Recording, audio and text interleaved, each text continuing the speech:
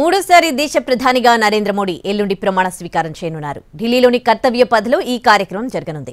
ఇవాళ బీజేపీ ఎంపీలు తమ నేతగా మోడీని ఎన్నుకోనున్నారు. మరోవైపు మంత్రివర్గ కూర్పుపై చర్చలు జరుగుతున్నాయి. ప్రధానిగా నరేంద్ర మోడీ ప్రమాణ స్వీకార కార్యక్రమాన్ని ఘనంగా నిర్వహించేందుకు ఏర్పాట్లు జరుగుతూ ఉన్నాయి. నెహ్రూ తర్వాత వరుసగా మూడోసారి ప్రధాని అవుతున్న నేత మోడీనే. ఈ ప్రమాణ స్వీకారం కార్యక్రమానికి దక్షిణాసియా దేశాలకు చెందిన అగ్రనేతలు తరలిరానున్నారు. ఇప్పటికే బంగ్లాదేశ్ ప్రధాని షేక్ హసీనా, శ్రీలంక అధ్యక్షుడు రనిల్ విక్రమసింఘే హాజరయ్యే విషయం ఖరారైంది. నేపాల్ ప్రధాని పుష్పకమల్ దహాల్ ప్రచండ, భూటాన్ షెరింగ్ టోబ్గే, మారిషస్ ప్రధాని ప్రవింద్ జుగ్నాథ్లకు కూడా ఆహ్వానించారు. మాల్దీవ్స్ ప్రెసిడెంట్ మొయిజ్జును ఆహ్వానించింది భారత్.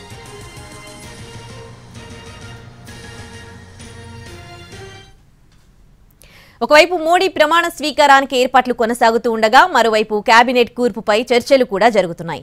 ఈసారి మోదీ కేబినెట్ లో ఎవరికి చోటు లభించనుంది, మిత్రపక్షాల్లో ఎవరికెన్ని మంత్రి పదవులు దక్కనున్నాయి అనే దానిపై సర్వత్రా ఆసక్తి నెలకొంది. కేబినెట్ కూర్పు, కూటమి పక్షాలతో అనుసరించాల్సిన వ్యూహం, తదుపరి కార్యాచరణపై కమలనాథులు కసరత్తు కొనసాగిస్తూ ఉన్నారు. నిన్న బీజేపీ జాతీయ అధ్యక్షుడు జేపీ నడ్డా నివాసంలో పార్టీ అగ్రనేతలు, ఆర్ఎస్ఎస్ కీలక నేతలు భేటీ అయి చర్చలు జరిపారు. కీలక మంత్రిత్వ శాఖలు బీజేపీ వద్దనే ఉండే అవకాశం ఉంది.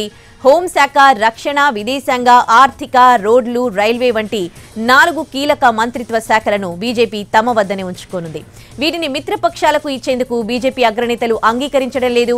రవాణా, వ్యవసాయం, మౌలిక వసతులు, సంక్షేమ రంగాలపై పట్టు వదులుకోకూడదని బీజేపీ భావిస్తున్నట్లు తెలుస్తోంది.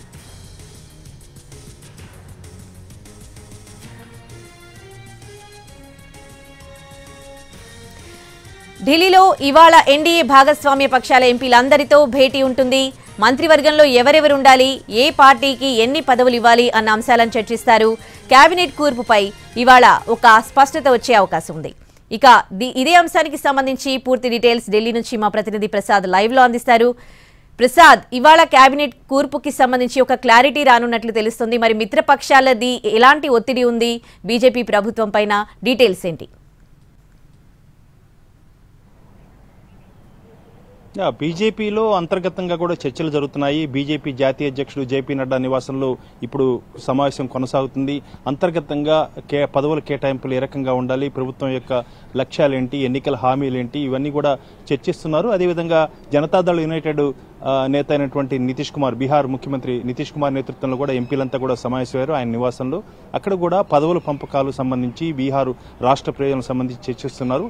అదేవిధంగా ఈరోజు నిన్న ఎంపీలతో తెలుగుదేశం పార్టీ జాతీయ అధ్యక్షుడు చంద్రబాబు నాయుడు సమావేశమైనప్పటికీ కూడా ఇప్పుడు ఉదయం కూడా ఈరోజు బ్రేక్ఫాస్ట్ మీటింగ్కు అందరూ కూడా హాజరయ్యారు. అక్కడ కూడా చర్చలు జరుగుతున్నాయి. అయితే ప్రధానంగా ఆంధ్రప్రదేశ్కి సంబంధించి మాత్రం ఇప్పటికే రాష్ట్రంలో ఉన్నటువంటి సమస్యలు, అమరావతి రాజధాని నిర్మాణం, అదేవిధంగా పోలవరం ప్రాజెక్టు, ప్రభుత్వం అంటే రాష్ట్రం తీసుకున్నటువంటి రుణాలు, అదేవిధంగా ఎన్నికల్లో ఇచ్చినటువంటి హామీలు, ఇవన్నీ కూడా ప్రధాన లక్ష్యాలుగా ఉండబోతున్నాయన్నది తెలుగుదేశం పార్టీ వర్గాల నుంచి అందుతున్న సమాచారం బట్టి తెలుస్తుంది. అయితే పదవులపై పట్టుపట్టేందుకు అంతగా ఇష్టపడలేదు అన్న అంశాన్ని కూడా చాలా మంది గట్టిగా చెప్తున్నారు. ముఖ్యంగా ప్రజలు తమకిచ్చినటువంటి గౌరవాన్ని, బాధ్యతను చాలా బాధ్యతగా నిర్వర్తించాలి, ఇవన్నీ కూడా నెరవేర్చుకోవాలి, రాష్ట్రాన్ని చక్కబెట్టాలి, రాష్ట్ర ఆర్థిక పరిస్థితిని మెరుగుపరచాలి, అదేవిధంగా పరిశ్రమలను, ఇన్వెస్టర్స్ను ప్రోత్సహించేందుకు అనేకటువంటి కేంద్రం నుంచి కొన్ని మినహాయింపులు పొందాలి.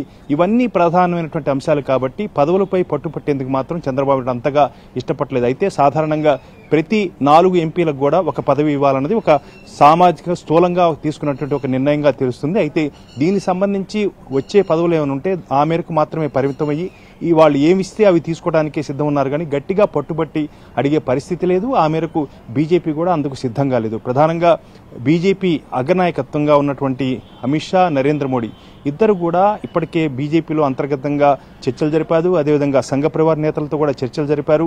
వీటన్నిటిని దృష్టిలో పెట్టుకుంటే కేంద్రంకు ఉన్నటువంటి లక్ష్యాలు, కేంద్రం బాధ్యతలకు పూర్తిగా తెలుగుదేశం పార్టీ వదిలివేసేటట్టుగా ఉంది. అయితే ఇచ్చిన పదవులను తీసుకునేందుకు దాంట్లో మరింత గౌరవప్రదంగా కూడా బీజేపీ ఇస్తుందనే నమ్మకం, విశ్వాసం కూడా టీడీపీ నాయకత్వానికి ఉంది. ఇకపోతే జనతాదళ్ యునైటెడ్ మాత్రం కొంతమేరకు రాష్ట్ర ప్రయోజనాలకు మరింత గట్టిగా పట్టుబట్టాలన్న అంశాన్ని కూడా కోరుతూనే పదవుల విషయంలో కూడా కొంతమేరకు పట్టుబడుతున్నట్టుగా తెలుస్తుంది. వీటన్నిటి కూడా చర్చలు జరుగుతున్నాయి. అయితే ఈరోజు పార్లమెంటు అంటే పాత పార్లమెంటు సెంట్రల్ హాల్లో 11 గంటలకు ఎన్డీఏ ఎంపీల సమావేశం జరిగి నాయకుడు ఎన్నిక జరుగుతుంది. ఆ తర్వాత ఎంపీల ఎవరైతే సమర్థిస్తున్నారో ఆ ఎంపీల జాబితా మొత్తాన్ని కూడా రాష్ట్రపతికి సమర్పించడం జరుగుతుంది. ఆ తర్వాత ప్రధానమంత్రిగా ప్రమాణ స్వీకారం చేసేందుకు ఆహ్వానించాలని చెప్పి రాష్ట్రపతి ద్రౌపది ముర్మును కోరున్నారు. అయితే ఆ తర్వాత ఎన్డీఏ భాగస్వామ్య పక్షాలతో బీజేపీ అగ్రనేతలంతా కూడా సమావేశమవుతున్నారు. ఇటు భాగస్వామ్య పక్షాల అంతర్గతంగా చర్చలు జరుపుతారు. ముఖ్యంగా ఎన్డీఏలో ఉన్న ప్రధాన భాగస్వామ్య పక్షాలుగా ఉన్నటువంటి టీడీపీ, జనతాదళ్ యునైటెడ్ ఈ రెండు పార్టీలు కూడా పరస్పరం కూడా చర్చించుకునేందుకు అవకాశం ఉన్నట్టుగా తెలుస్తుంది. ఆ తర్వాత వీరిద్దరు కూడా అదేవిధంగా మరింత ముఖ్యంగా ఉన్నటువంటి మరికొంది మంది భాగస్వామ్య పక్షాల నేతలు కూడా బీజేపీ అగ్రనాయకత్వంతో చర్చలు జరిపి ఆ మేరకు పదవులపై ఒక నిర్ణయానికి వచ్చే అవకాశం ఉంది. ఈ రోజు రేపు కూడా దీనికి సంబంధించినటువంటి చర్చలు జరుగుతాయి. అదేవిధంగా ఈ మొత్తంగా బీజేపీ అగ్రనాయకత్వంతో మధ్యవర్తిత్వం వహిస్తున్నటువంటి పీయూష్ గోయల్తో ఇప్పటికే గత పర్యటనలో భాగంగా తెలుగుదేశం పార్టీ జాతీయ అధ్యక్షుడు చంద్రబాబు నాయుడు చర్చలు జరిపారు. ఆ చర్చల అనుగుణంగా బీజేపీ అగ్రనాయకత్వం కూడా తెలియజేసినట్టుగా తెలుస్తుంది. కాబట్టి మరింత ముందుకు వెళ్లేందుకు గాను ఈ చర్చల ప్రక్రియ కొనసాగుతుంది. పీయూష్ గోయల్తో కూడా ఈరోజు మాట్లాడతారు. అదేవిధంగా బీజేపీ అగ్రనాయకత్వం కూడా ఇవాళ రేపు మాట్లాడి పదవుల పంపకాలకు సంబంధించి ఒక నిర్ణయానికి వచ్చే అవకాశంగా తెలుస్తుంది. మొత్తంగా ఎన్డీఏ బీజేపీ నేతృత్వంలో సంకీర్ణ ఎన్డీఏ ప్రభుత్వం ఏర్పడేందుకు మార్గం సుగమైంది. 9వ తేదీన ఆదివారం సాయంత్రం 6 గంటలకు ప్రధానిగా నరేంద్ర మోడీ మూడోసారి ప్రమాణ స్వీకారం చేయబోతున్నారు. Right, thanks for the updates Prasad.